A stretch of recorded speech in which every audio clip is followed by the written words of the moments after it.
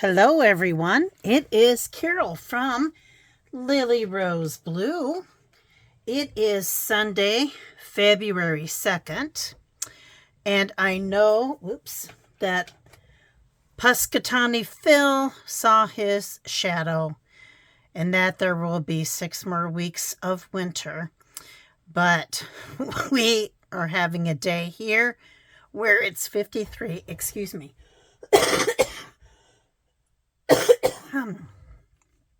So sorry.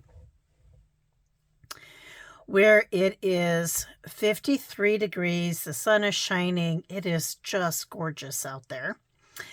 And in celebration of that, the triplets have been let out of their corral, and we have Angel, Asa, and Adam with us today. Their friends are here too, but I decided just to highlight the triplets today. So yesterday, I had a fun little thing happen, and I'm going to zoom in here. Whoops. I just bonked my light. I'm going to zoom in here just a little bit more so you can see. I recently heard of another resale store. Apparently, I can't say those words together. It is called ReHomeology. It is in a town next to mine, a little hidden gem, and it says here, vintage finds and quality pre-owned goods. This is one of those places where you walk in the door and you just have to stop and look. And in fact, that is how you have to shop this whole store. There, it is packed full, but in a very beautifully arranged and displayed way. There is just so much to see. So on this trip, I saw lots and lots of vintage home decor kinds of things, vases, pillows, trinkets, kind of those kinds of things, textiles, pillows, blankets, just all of that kind of a thing. I also, vintage jewelry. There were books, there were games. I didn't see any true paper ephemera, but,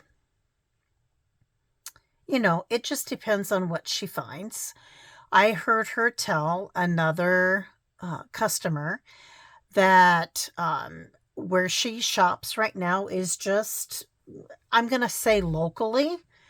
So just around the Iowa City, Cedar Rapids area.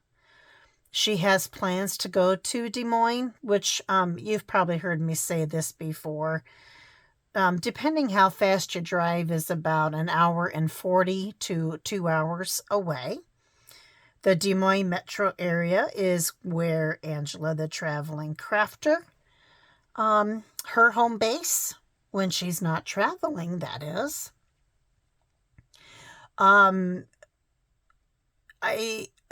It was just, it was beautiful in this store. And not only did you have to stop and look when you walked in, she had it kind of laid out in little semicircular areas, or sometimes I would call it a vignette. And again, every little section you went to, you just had to stop and look. And that's how everybody was shopping this store. Because I was trying to pay attention, and I thought it was really cool and fun that, that everybody was doing the same thing.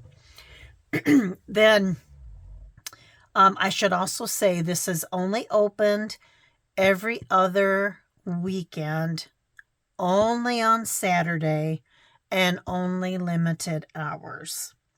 So You got to go, I think it's like 10 to 2 or 10 to 3. Not very many hours, but it is absolutely worth the trip, especially if you love vintage home decor. Oh my goodness, does she. There were so many things I wanted that I didn't really have room for. Also, small pieces of furniture, like I would say end tables or, yeah, I guess probably more end tables is what I saw, more than anything. And then when I got to the checkout, I did chat with her, and it is both straight up purchase, things that she has thrifted and found thrifted, as well as consignment. So things are certainly higher price than what I see at, say, the Crowded Closet. That said, this is a private business. She's working hard. I heard her say she works another job. She said my real job, and then this is what she does in her spare time, and it's her love. So, you know what? I didn't care that I was paying a little bit more for something because I wanted to support her and her business. So, with that, I know that was a long, long explanation, but I talked to her about if I told her that I was a thrifter and a crafter, and if, could I consign? And she said, absolutely. And we talked about that. She gave me her name and her cell number on the other side of this card. Very, very nice lady. I'd say she's probably a little bit younger than me, but not much. And so I also heard her tell another person that her plan is that, she's building her business to, for when she actually retires from her job. And that is this is also my love. And this is what my plan has been too, right? Is to really work as much as I can. I'll come back to that on my business, but also just being able to craft and carve out time, right? So, again, I think we're in some ways kindred spirits. And so I did want to support her. So these were the 3 things that I came home with. I think this last thing is actually pretty special. So I'll save that till the end. So I found 2 different vintage sets of vintage card decks. So you can see here this beautiful burgundy and white, I think maybe some hint of pink flowers, and then a pink background and a blue background, and different, a little bit different, I guess, maybe not too much. So that is this set of cards that I found. And then I found I purchased this deck of vintage playing cards, that look like this. So you've got, if I could get it flipped right, you've got this bird with in a tree or in a twig, some berries and a flower. And then you have this bird on a twig, different flowers. So it's vintage. They're beautiful. Couldn't resist. Not the other side is not remarkable, but certainly this side is. Then I found this. Excuse me, I'm going to cough again. I apologize. I think my chronic postnasal drip has turned into a sinus infection. Certainly seems that way. So you guys can see this. Encyclopedia of Needlework. This is by Therese Delmont or I'm not sure how to do the end of her name, but she is French. This was, excuse me, originally published in France in the late 1800s. Now, I have done some research on this. Unfortunately, there is no date. There is no kind of date in this book. And this has been reprinted multiple times, with the last reprint being in the early 70s. I think maybe even 71. There are a couple of colored or hang on. Oh, I guess this has some color. Well, we'll get to one where isn't this just absolutely beautiful? So I originally picked it up because I was, and I still am, I'm absolutely fascinated by this book. And I was going to turn it into a junk journal. Keep the cover itself isn't super remarkable, but I thought I might just keep the dust jacket on it, which is in pretty darn good. This is in pretty darn good shape.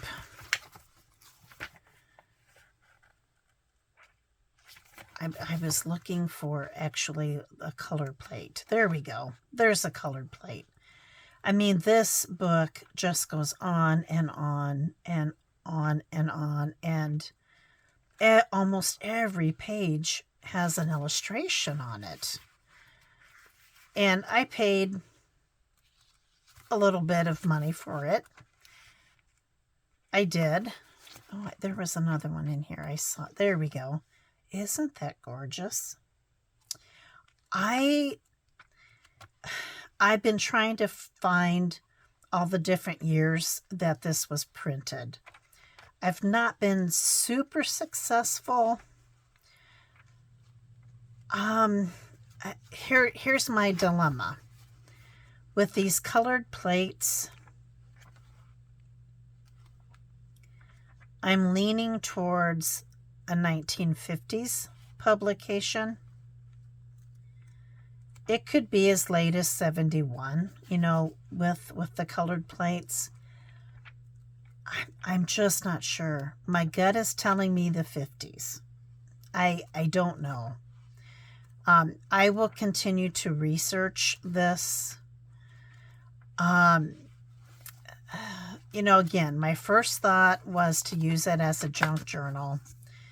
After my research, depending if I can figure out, and I hope the rest of that was in frame. I'll look. This is worth some money. Probably too much to turn it into a junk journal. Certainly more money than what I paid for it. So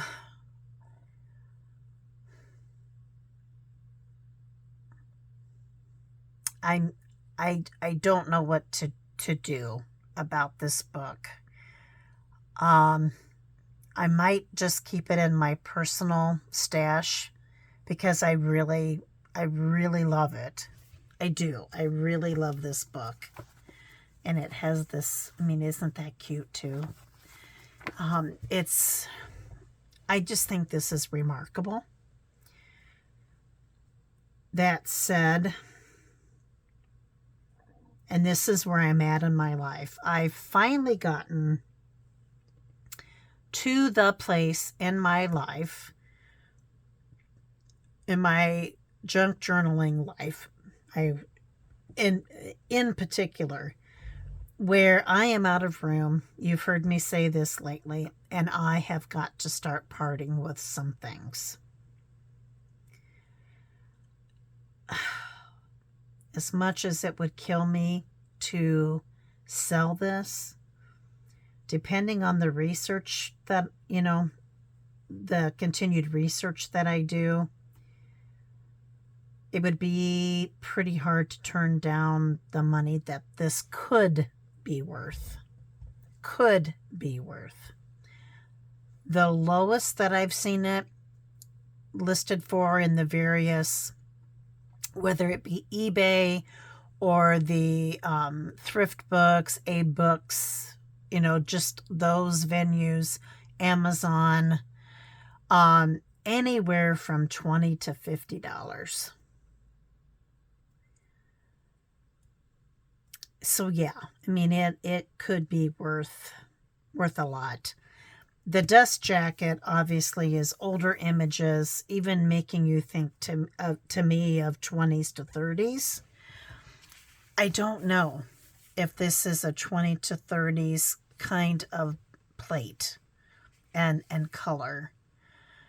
I will keep, as I said, I will keep continuing to research. If any of you have any insight to this, I would really, those of you who, like Sarah from New England Junk Journals comes to mind, just because she's learned a lot about books. Sandy Wilhelmina may have some insider information, or Sandy or Sarah.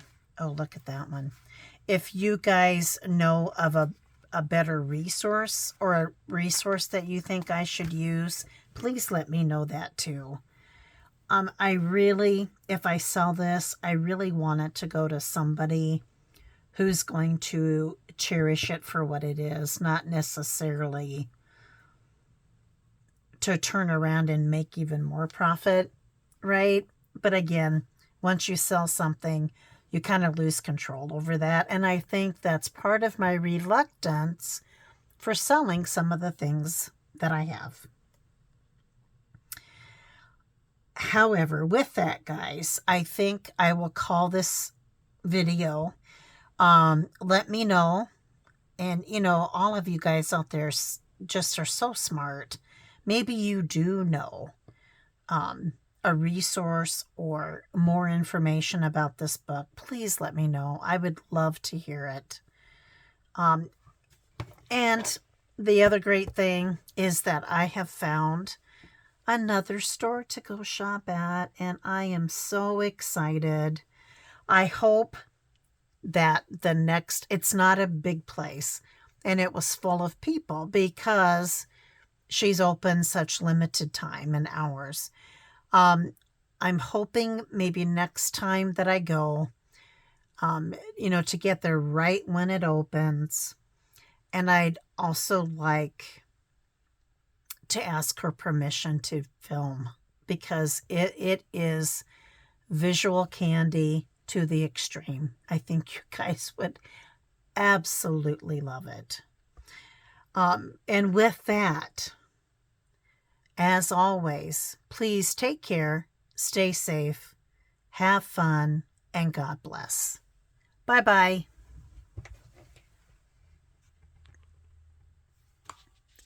Sorry, I covered up the end button.